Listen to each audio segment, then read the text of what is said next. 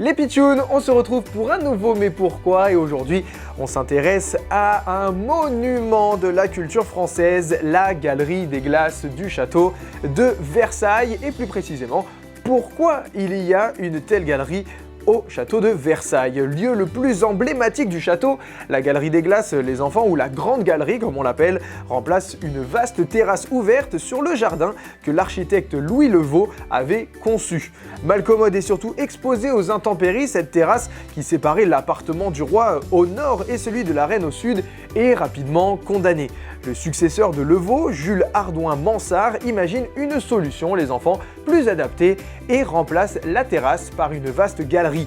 Les travaux débutent en 1678 pour s'achever en 1684. La fameuse Galerie des Glaces permet de relier les grands appartements du roi à ceux de la reine. La galerie est longue de 73 mètres de longueur, large de 10,50 mètres et d'une hauteur de 12,30 mètres. Elle est éclairée par 17 fenêtres qui donnent donc sur les fameux jardins.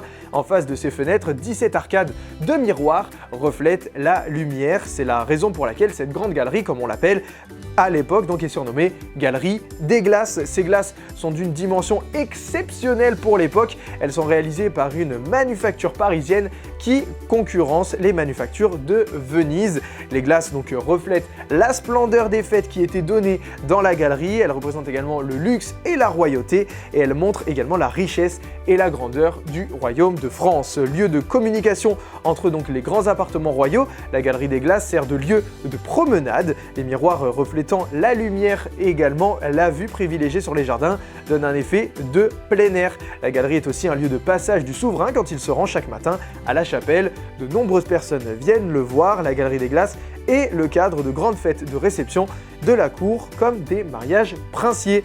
Et c'est pour ça que cette galerie est aussi célèbre et c'est pour ça qu'il y a une Galerie des Glaces à Versailles. Vous savez désormais tout, pas forcément tout sur cette fameuse Galerie des Glaces, mais au moins vous savez désormais pourquoi elle est ici et pourquoi elle a été construite. On se retrouve très bientôt les enfants pour un nouveau Mais pourquoi et on se retrouve dans quelques instants pour la suite du Paris Chocolat Show.